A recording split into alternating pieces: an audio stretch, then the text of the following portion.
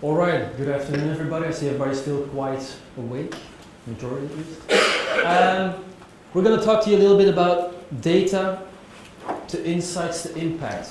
Why do we feel this is of an important asset, an important topic to a more or less traditional financial controlling audience? Is it because we see that we have to move forward and look more into the future of where we need to belong with the finance office. We want to have the option, the opportunity to take full advantage of all the information, all the data that we have in existence within our organizations, but for some strange reason we, actually only with very limited capability are able to. Okay?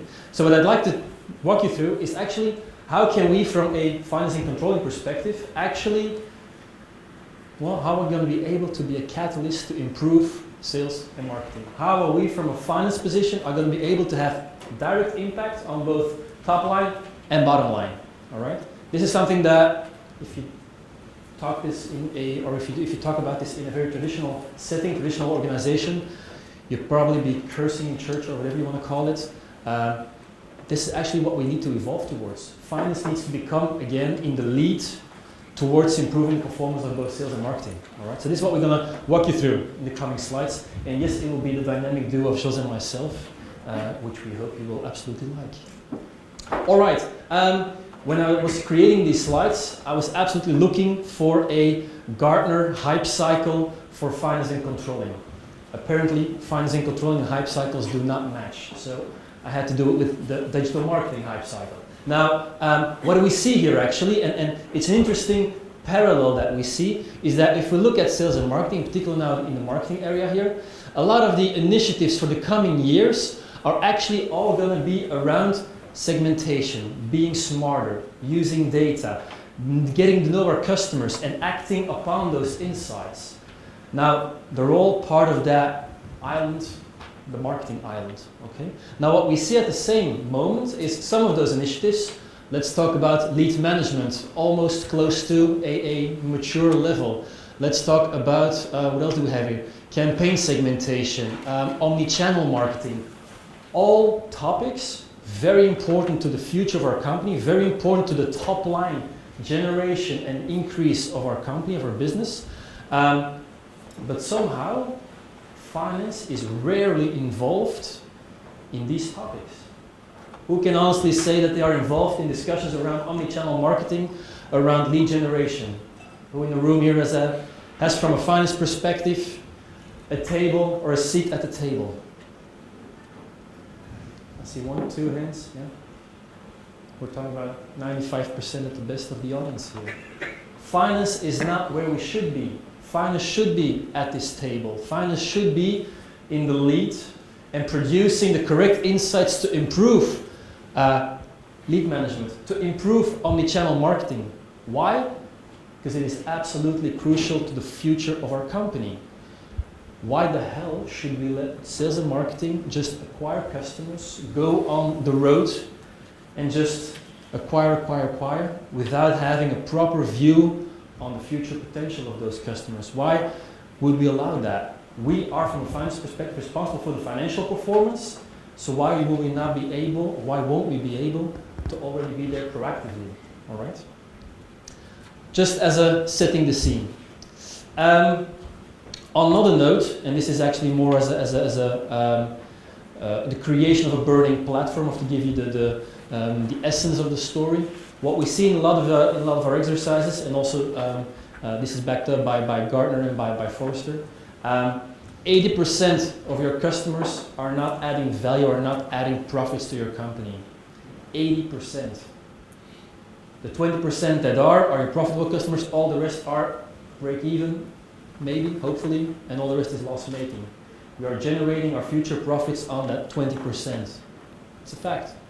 How come we're only focusing on that 20%? What if we could optimize the 80%? Yeah? 50% of sales and marketing budgets is spent on the wrong customers. In between brackets, poor segmentation from a sales and marketing perspective. How can we make sure that every spending that we do, every budget that we actually free up for marketing campaigns is actually put to use in the most optimal way this is where you can reduce that 50%. Okay? This is where you can absolutely have impact from a finance perspective. But again, this is a point where you have to make sure that you know your customers, that you know the dynamics of your customers, and you understand the difference between a good customer and a bad customer, which is also a very interesting debate. What is a good customer? What is a bad customer? We'll zoom in on that one a little bit later. Specifically highlighting and actually linking back to Anwar's session, 90% of the companies see added value in using customer data to improve sales and marketing, yet only 15% of the Fortune 500 companies are actually doing it. Only 15%. Yet we all say, guys, this is critical, this is essential that we do this. Nonetheless, for some strange reason, we still don't act upon it. Okay? This is something that we really need to change, and this is absolutely where finance has a vital role to play. All right, what do we see actually in a very changing environment? And we all feel this, I think, across all industries, whether it's a service industry, a banking, insurance, a manufacturing, FMCG, doesn't really matter. Margins are under pressure. We feel it. We feel it from different dimensions. The fact that customers are more and more in the lead of determining the go-to-market, determining the way they want to be serviced. Yeah? Increase competitors. Yeah? All of those different aspects are resulting in an absolute margin under pressure situation.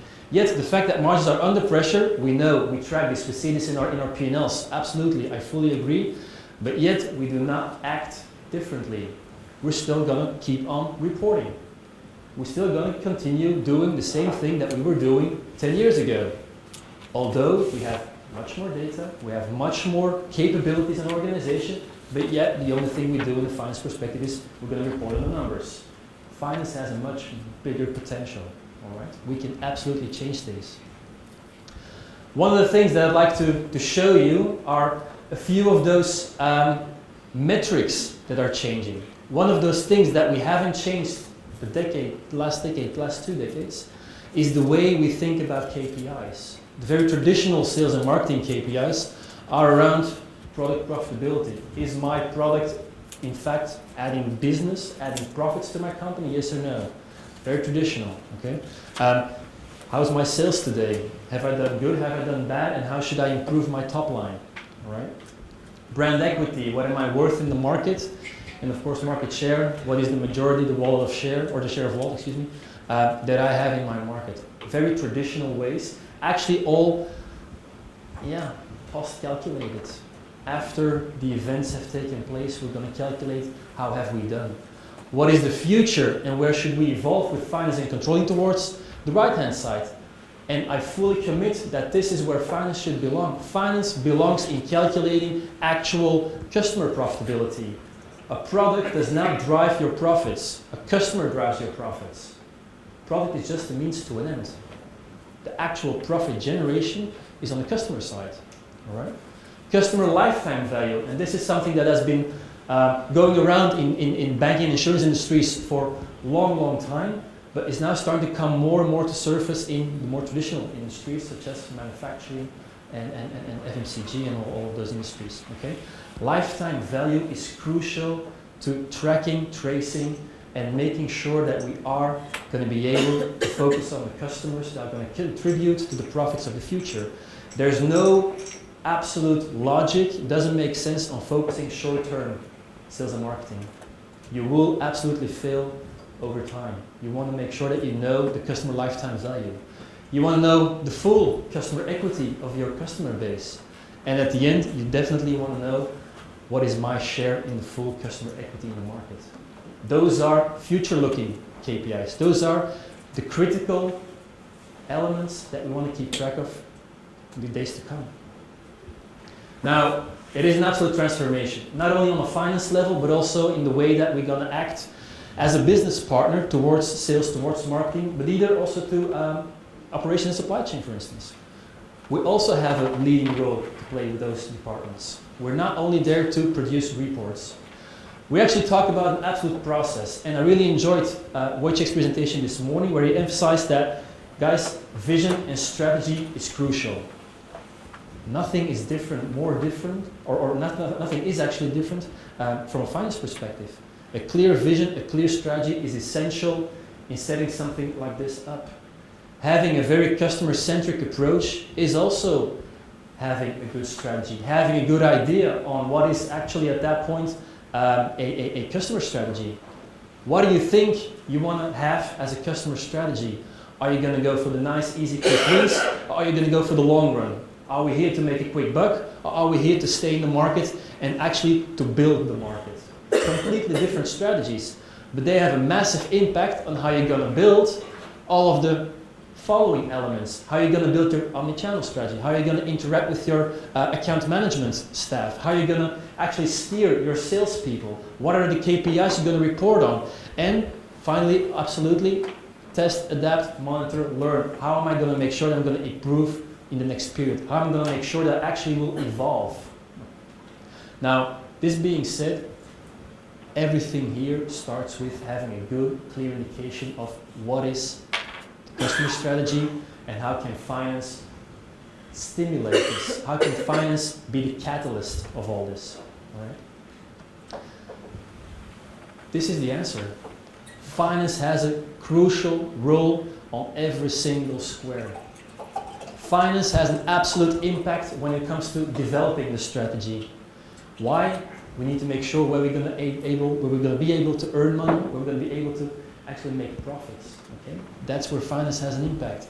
Translating the strategy, absolutely. Aligning the organization, absolutely. Roles and responsibilities from a finance perspective are crucial. Who has a P&L responsibility? Are we going to look at a customer level? Are we going to look at the product level? Are we going to look at combination multidimensionally? All of those aspects are all aligning the organization. Finance has a massive role to play in that area. Let's talk about online-offline roadmap. Let's talk about omni-channel execution. If finance is not involved in setting up an omni-channel strategy, you might as well end up the next e-shop provider who is barely profitable. The fact, majority of them are actually loss-making. Okay? We do not want to end up there. This is where finance has a crucial role to play to make sure that we do not have a loss-making omni-channel strategy. And then, of course, the more logical ones, monitor, learn, test, and adapt. But also, future-looking, predictive analytics. Finance has all the data. Finance has all the information, all the little triggers, and combine those, and you will be able to actually produce more advanced insights and have a direct impact on the way that business is actually looking for those informations, looking for those insights.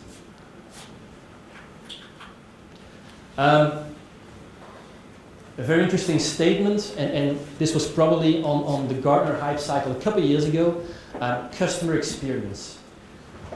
I think everybody in the room, to some extent in their company, is working on customer experience or has to some extent a customer experience program defined somehow, somewhere. Now this is an interesting issue because customer experience is only thinking about acquisition, retention, a wonderful service, a wonderful experience. But at what cost? Are we going to go the whole way to keep the customer happy at every single moment? Or is there a moment where we're absolutely going to look to ourselves and look, well, I don't know if we still are going to be able to do business with each other. Unless we make different arrangements. Unless we make different negotiations, for instance. The moment when customer experience is absolutely surpassing your lifetime value, you have a big issue. You will have a wonderful customer experience, but it'll be a very short-term issue, a very short-term pleasure actually. Okay?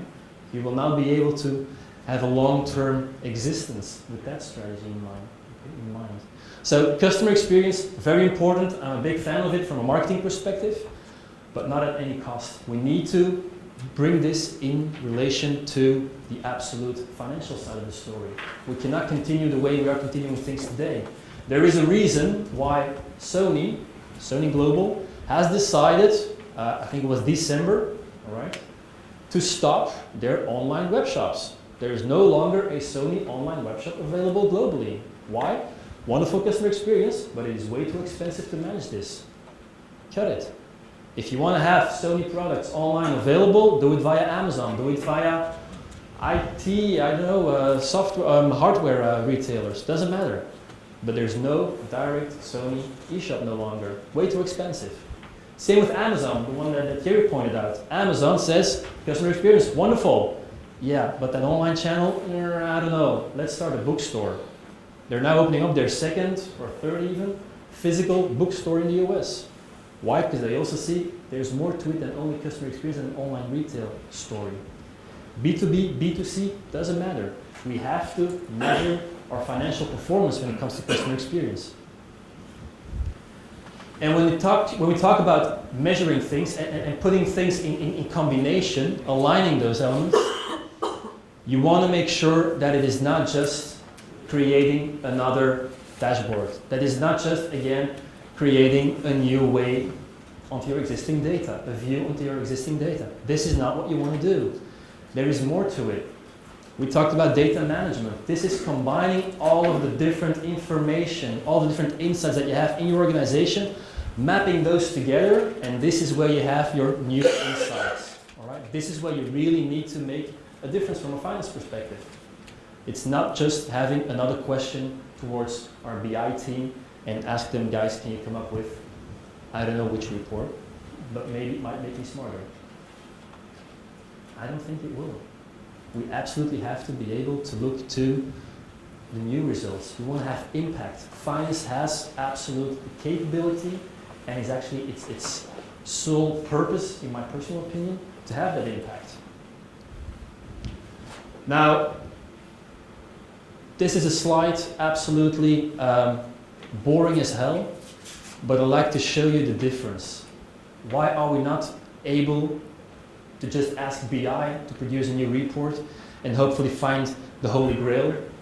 Why? Because it's always very reactive. Lots of data. It's about ETLs. It's about scheme heavy, batch overnight. It's, well, rather smart if you're lucky, rather fast if you're lucky, but I don't know how many companies are actually stating that they have a fast BI environment. Okay? In the end, a lot of the queries are still going to be running overnight. What we're actually talking about is finance using big data. Finance using unstructured data that is available across the entire company, but in a modern fashion. We're talking about real time. We're talking about free structure. We're talking about focus on proactivity. Finance absolutely can be proactive. We do not have to only look back over our shoulder into the past. We absolutely can be proactive and look forward-looking, or be forward-looking. And another very interesting one coming from a big data perspective, machine learning.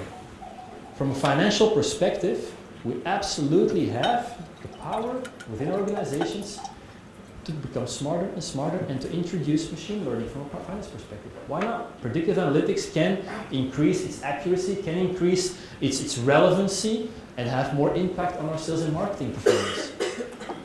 Now, why do we do this? Why do we want to make sure that finance is going to be able to think in a more big data mindset?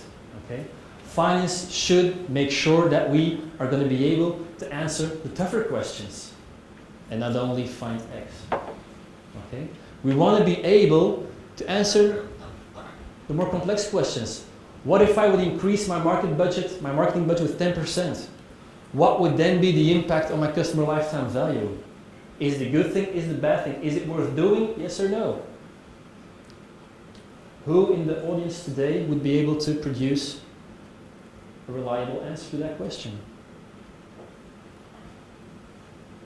I see nobody. Why? Because we do not match marketing, lifetime value, and financial performance. Either way, that's where the future of your company is depending on. Being able to predict the impact of certain investments, certain changes in the environment, and making sure that they will be beneficial to you in the future. Which top 100 customers are likely to buy my product today? Likelihood of purchases. That's what sales and marketing is looking for. Tell me, dear finance and controlling, tell me what are the products that I absolutely need to focus on in my next campaign. Preferably optimizing my marketing spending, of course. That's exactly what you want to know. What is the best channel to connect with my customer and when? How can I turn around my most valuable potential churners? Who's working on churn management here in the audience? 1, 2, yeah, 2, all right. Churn management is the one thing that is the easiest way forward to increasing customer lifetime value. Get control over your churn. Somehow, Finance has all the data, but we're not using it in a sales and marketing perspective. Okay? What do I need to do to optimize customer lifetime value via loyalty cards? In a traditional B2C retail environment, you want to have some loyalty systems in place. You want to have some specific discounts and rebate programs in place, all driven to optimize, or all in place to optimize customer lifetime value. And not only to just create bonus points or air miles or frequent flyer miles. There's more to it. In the end, you want to increase customer lifetime value. You want to make sure that those customers are adding value to your company in the long run, not only tomorrow. And last one, how can I reduce my cost to serve without jeopardizing my customer experience? And here we are again with the balance. We can have a wonderful customer experience, but at what cost? Are we still going to be servicing? Are we still going to act as if free delivery of goods, free return of goods is something we as a company can absorb? I don't think so. There will be an absolute tipping point to that mindset. We definitely need to make sure that we are able to create transparency into that cost to serve. What is that cost to serve? What is it actually costing our company to keep our customers happy? What is it actually costing our company to service our customers? Those are crucial questions that only very, very few companies today are really capable of calculating. What it all comes down to is getting to know your customer, getting to know your company, getting to know the dynamics. Again, whether this is a B2B or a B2C environment, doesn't matter. A customer is a customer. Okay? You want to make sure what will trigger my customer. Is he going to be profitable? Is he going to be loss-making? What will appeal to him? What will not appeal to him? How can I make sure that he will be longer with me? Or what do I certainly do not have to do and make him churn? Okay? What are the characteristics on the logistics side? Does he like full pallet loads, full truck loads? Or is he the absolute pain in the ass customer who only wants separate boxes once every week? Those are the differences. Yeah, you like it? But what are the differences from a customer perspective? Those are the elements that you want to make sure you understand when we talk about customer transparency. Understanding your customer. Now, in a finance audience, this is probably one of your day-to-day reports, the wonderful whalebone graph. I know somebody saw a whalebone one day in it. Must have been quite a heavy night before. What you will see, of course, and think of this in a sales and marketing perspective, wouldn't it be great if we could have our own sales and marketing team work with a whale graph? Wouldn't it be great to have those guys look into our loss-making customers and analyze the reasons, why are those guys there, and what are the little buttons I need to twist and turn to make them at least break even or preferably profitable? This is actually a sales and marketing instrument. Finance should provide the content, sales and marketing should work with it. This is how we have a direct impact on sales and marketing performance. Have those guys work with these kinds of insights. All right? Now, the reason I'm telling you all this, and the reason why Jos is going to elaborate on a few of the more technical cost to serve elements, is actually the breakdown. We have all of the information available in our organizations. We're sitting on massive amounts of data. We all know this. And yet we're still only using the absolute tip of the iceberg when it comes to decision making. We know that we have the capability of using a lot more, but somehow we don't have the ability, the time, or the resources to make those different elements connect. Why do we not connect marketing performance with financial spending? Why do we not connect sales with cost to serve analytics? Why do we not connect bottom line profitability with discounts and rebates? Somehow it all seems logic, yet very few companies do it. That is how we can have information turn into insights and have a direct impact from a finance perspective. Those are just the basics. That's how we can have a direct impact. If you want to move forward, we're talking about, and it's a shame that the slide doesn't really, very readable, we're talking about behavior modeling. We want to make sure that we understand the customer, his characteristics, his dynamics, and influence those things.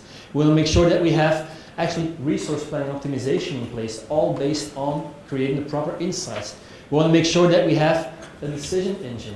How can we use our information, our insights, and actually automate certain business decisions? Why not? We have all the data. We have to trust on the accuracy of our data if we have proper data quality. Coming back to data management. The very important thing in understanding customers, in understanding the importance of customer lifetime value, and knowing how we can actually influence all this, is understanding that cost to serve.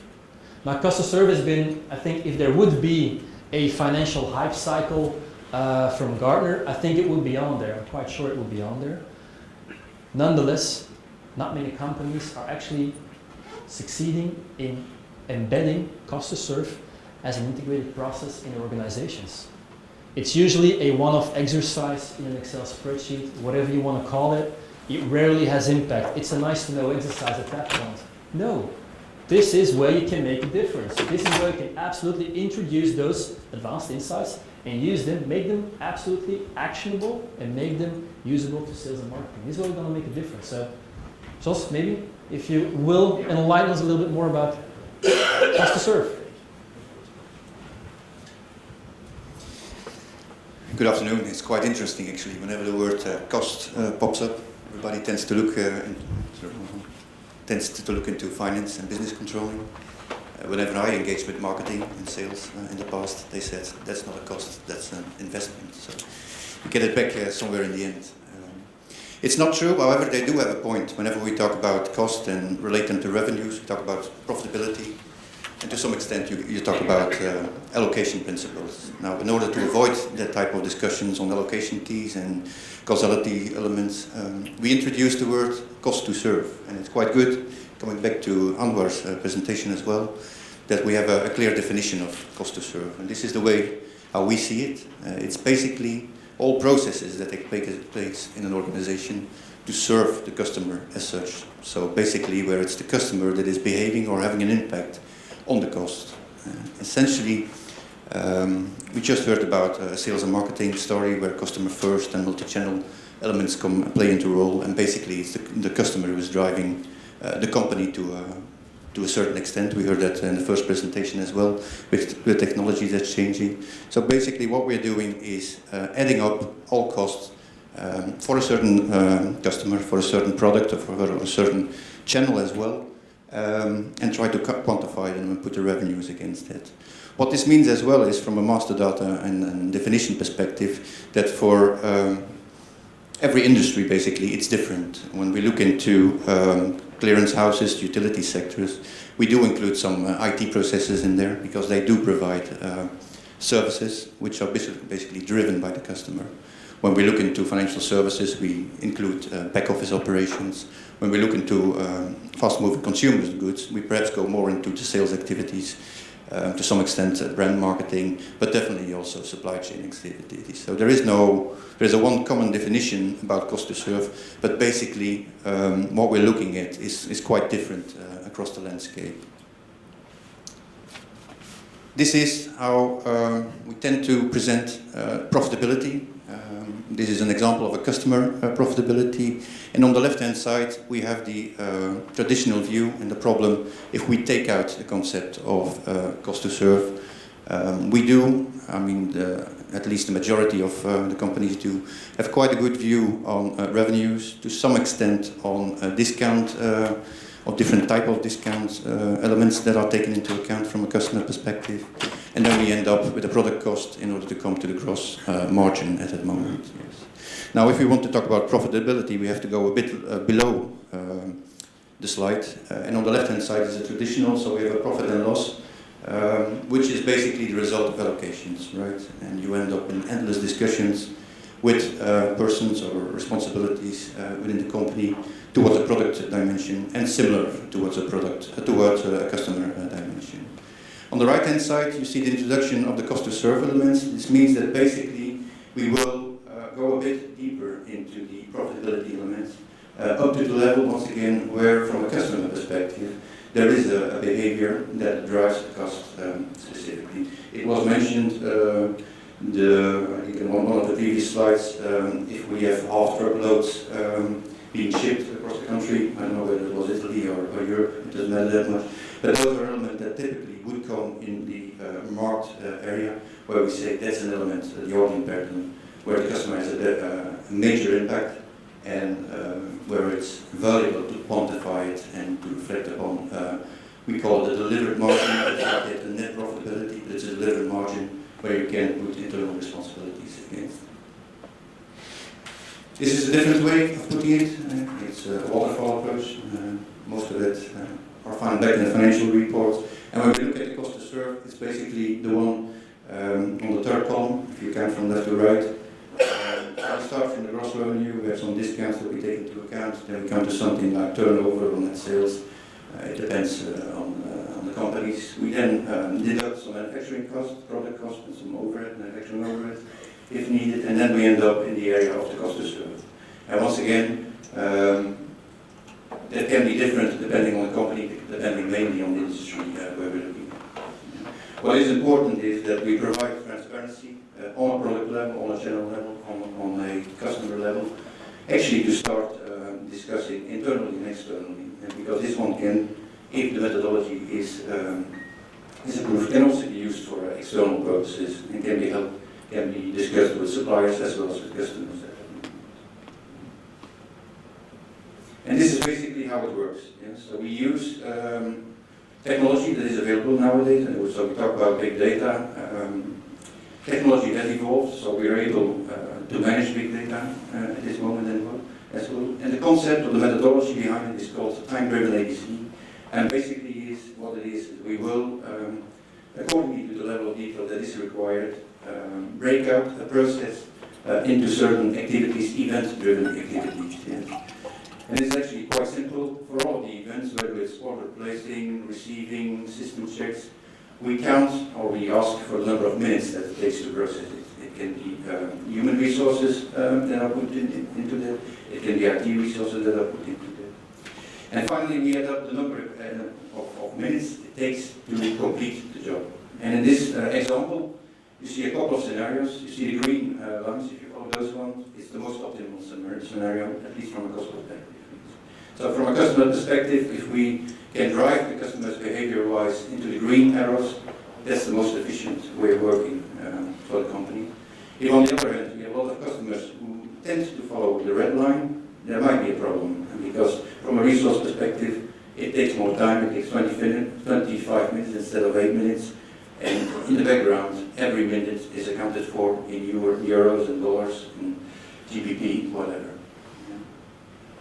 Looks quite similar to what most of you already probably encountered a few years ago, which is called ABC, and without the TD. To some extent, it's true, it's the same principle. However, once again, technology and insights as well evolved. Even Mr. Kaplan evolved in that perspective. So basically, the total cost of ownership of what we have now is far less than it used to be. Yeah? In the past, we used to have activities for every of the icons that are mentioned on the slide. Today, we just put it in what we call equations, which are basically a kind of rules which we put in place. And it's quantified, calculated by background IT systems, on the spot, basically. What's particular as well is that it's driven by what we call transactions or events in this case. And the structure that is put in there is just an example. Once again, it depends on industry and customer requirements as well, of how the data is being captured from a data model perspective. And actually, when we talk about P&L or delivered margin rather than a full P&L, we can present, if it makes sense, right? But from a theoretical perspective, we could give you a P&L per supplier which matched the financial accounts if needed. Now, in the first presentation, we saw the YouTube element on a fast-moving environment. Everything changes every second we speak, let's say. So it doesn't necessarily make sense at all time to wait until we have financial close, run the model or the process, which Anwar elaborated as well, and then, let's say, a day or 2 days later, we have the result of the past month. The system allows us as well to work with standard rates, and then basically you have so-called, and I put it between brackets, real-time information on the cost to serve at that moment. Now it's real time, it depends on how you look at it, but at least if we apply standard rates for the transactions we saw on the previous slides, we could easily, at the moment that an order is entered, we could already see the profitability of the order. And if we have the order, we know the profitability of the product, we know the profitability of the customer, and you take any dimension you want, as long as it fits in this model. Yeah. So specifically, it's transaction-based, but once again, with the big data, the constraints we had in the past, when we talked about ABC, is gone, we can handle it. This is basically the end result then.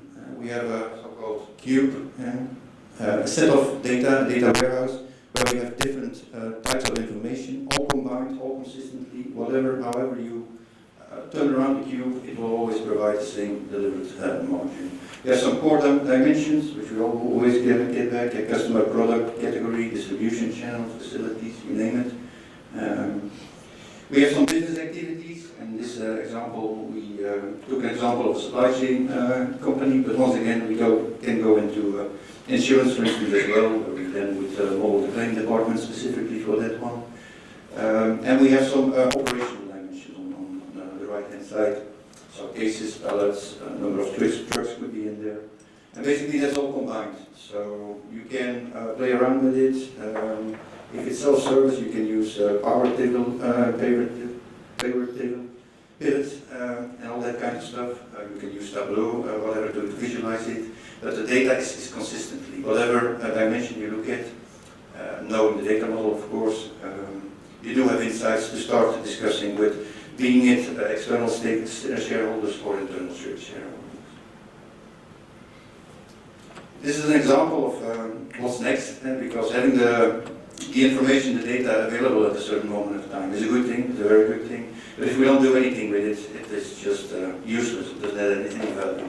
And this is a specific example of an insurance company where we took the approach of an internal benchmarking. So we knew across the country or across the region actually that are delivering customers via the different sales channels that they have. So they use brokers, they have direct sales operations, etc. And we use that one using the data that we have available to start a benchmarking and an improvement exercise. And this basically shows that both from an internal perspective as from an external perspective, because we could take this one to both the supplier as well as a customer as well, that it helps us in negotiating from a transparent perspective, the end-to-end up to a delivered margin perspective. So, if we would put on the bottom the profitability insights from a cost to serve perspective, and negative means a negative delivered margin, let's say at that moment. And on the vertical bar, we take the profitability from a more classical perspective. That's the typical type of distortions you could get. Yeah. We could, once again, play it from a customer perspective. We could turn it around into a channel, or if we talk with brand manager, we could took a brand perspective in there as well. And we then could see differences. And as mentioned in the balloons that I mentioned, well, we usually encounter significant differences where we think we have quite a profitable customer, for instance, to take that angle. When we look at it from a traditional perspective, whilst when we would calculate the cost to serve, it could be a totally different perspective. We could end up on the right-hand side and saying, on the left-hand side and saying it's rather expensive from a cost to serve because he doesn't order full pallets, it's only cases. He has different drop points at that moment, which basically increases, in this example, the supply chain cost. And then in the end, if we use generic location keys, we might say, well, it's a very profitable customer, large volumes, but in the end, if it's case picking, if it's case shipping, he might end up quite expensive. Yeah? And that's typically the information you would take to the customer as well and say, if you want to discuss price increases, or limit the price increases, or discuss price discounts, let's first start talking about behavior and try to order full pallets instead of single cases, to stay with the example, and then we have a kind of a win-win situation. This is another example, when it comes back to the whalebone that Sven already indicated as well. So the question is basically, can you afford not to have cost to serve? Specifically, if at least we are convinced that a main part of the business is moving into what we call digital, what we call customer first, multi-channel operations. So basically we need to have a view, both from a customer perspective as well as from a product perspective. And it provides you also with some insights of the opportunity. So as Sven was saying that about 80% of the customers don't make a profit. Well, they do contribute to the profit, right? But from a negative perspective. So how the whalebone should be read is as of the I don't know if the pointer works, but yeah. So from this point onwards, your profit or your delivered margin, what we would call it, it's not the net profit because there are a lot of elements that are not driven by the customer or by the product, for instance, goes down. So basically, you're eating up the profit that you gain on other customers. It might be strategy, but as long as you're aware of it, it's okay. If you're not, you lose a lot of opportunity. Right? And one of the elements, that's a bit black and white, I know it. If we say a customer X has a current profitability of 800,000, yeah, we could increase it based on the whalebone view we have and the details as well behind it, up to, in this example, about 6 million. Yeah, it's a bit a statement, as there were some statements made this morning, but nevertheless it starts triggering discussions with sales and marketing staff, for instance. And similar on the bottom half, we know which are the most profitable customers, products, channels that we provide. And similar, we know where we lose a lot of money and where we definitely need to do something about it in order to raise the orange board on an overall profitability. So that's the part of the cost to serve. I'll hand over back to Sven. Because cost to serve, as we will see on the next slide, also plays an element when we talk about calculating customer lifetime value, for instance. So that's where the circle kind of comes back. All right. Yeah, thank you. I think coming from our getting to know the customer pitch initially, cost to serve is an absolute essential topic in the entire story, but not again from a one-off initiative. This should be embedded in your performance measurement. This should be part of your continuous performance follow-up. All right. Now the way we see this, coming back to that mindset of customer lifetime value thinking, if you break down the very complex academic formulas, in the end, it's all about having an acquisition cost. It's all about having the acquisition cost having, of course, one time happening, and then the yearly return of your cost to serve, your revenue, and your retention cost. That is the absolute basic of a customer lifetime value calculation. You have one time an acquisition cost, and you have a yearly returning revenue, cost to serve, and retention cost. Now that again is spread throughout different, actually, silos, departments, functional areas in your company. Nonetheless, we have to close the gap, make sure that all of those departments work together in order to produce these kinds of reports. And yes, we are absolutely capable to, from a finance perspective, work and report on customer lifetime value of an individual customer. Now, the interesting side about this is that cost to serve element here is absolutely going to determine the lifetime value, the lifetime potential of that customer. So yes, you definitely need to have a good indication of the costs to servicing that customer.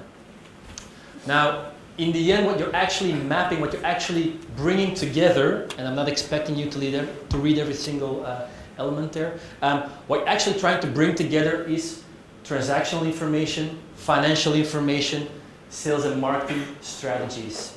Make those three big elements as one whole integrated process, and you will absolutely, as a finance organization, have a massive impact on your organization. It's about having that cost to serve. It's about having a good indication, good input towards smarter, more intelligent, and more dynamic customer segmentation, and making sure that sales and marketing is going to use it, and not just as a one-off exercise, of course. What I'm actually trying to say, and again, it's written in a B2C context, but I've seen a lot of examples over at our customers in a B2B context as well. This is about having the dots connect with each other. It's about matching customer characteristics with your internal information, transactional information, the financial results, all of those different data islands, if you will, and bring them together again. They are all connected to each other because they've all been result of a customer behavior. Okay? But somehow within our organization, we cut those insights into our different functional areas, functional departments, and that's where we end up. Why do we do that kind of little bit stupid stuff? We are absolutely missing the point, missing the added value to our businesses. Let's make sure that we connect those things. And then we are absolutely, again, going to be capable of producing very interesting information. Churn analysis. This is actually on a more telco-related scope.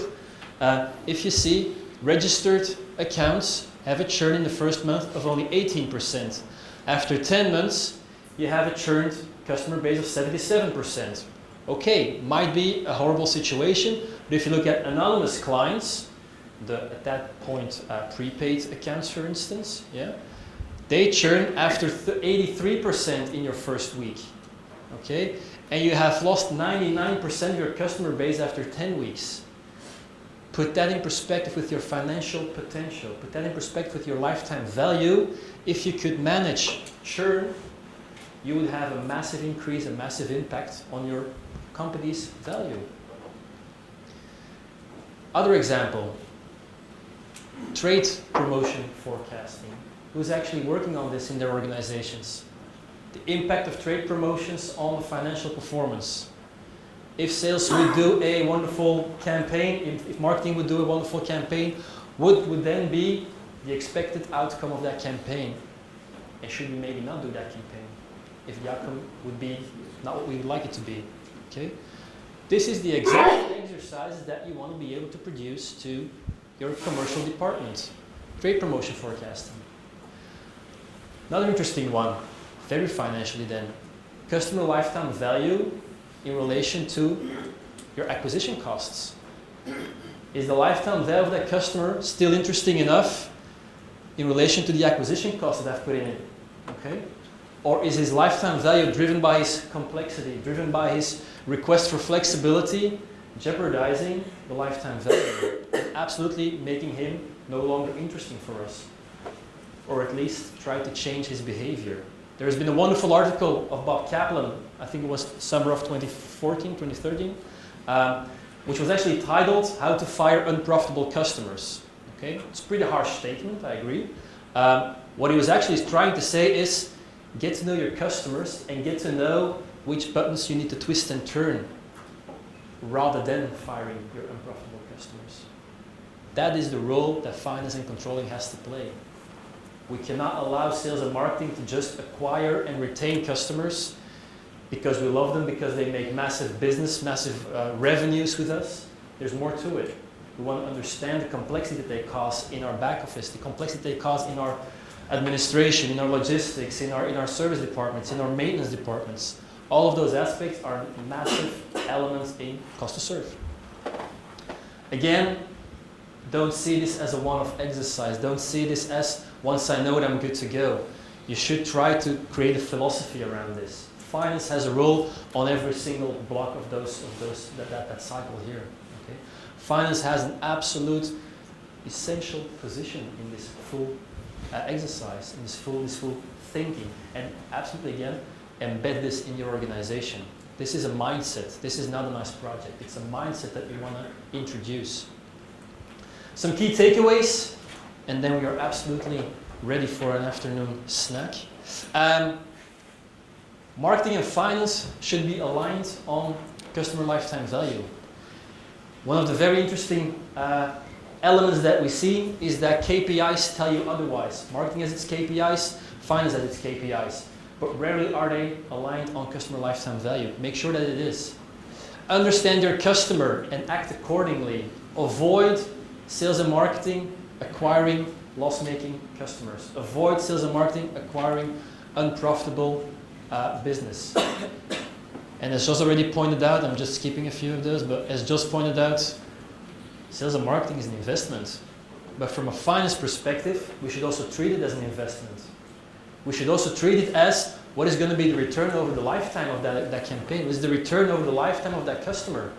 We should look in finance and sales, in sales and marketing, as an investment, not just as Those are the cowboys on the road. Okay? They do a good job, but we can make them smarter. We can make them actually contribute in the long run to our company. And that's what we're all here for, building a sustainable business on a profitable way. I thank you very much. If you have any questions, please. Sven, before we go to the questions, I want to add something. I'm worried. This morning I was frustrated, remember? And now I'm worried. Tonight I will be happy. I'm worried. We are a consulting firm. We have about 750 customers. 7 out of 10 are reaching out nowadays to us on digital transformation, wanting to buy marketing automation engines. We were used to live in the world of BI, information gathering, providing insights, BI, sharing that BI to people, sales and marketing, who cannot even read the P&L from time to time. I'm telling you, I'm teaching on this.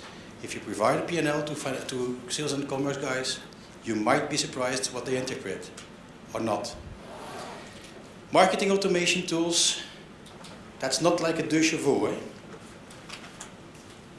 It is a Ferrari. It goes very fast. The only problem is that sales and marketing is not educated to drive the Ferrari. I am expecting from finance that you help these people drive. The deux chevaux, when he hits the wall, it's soft.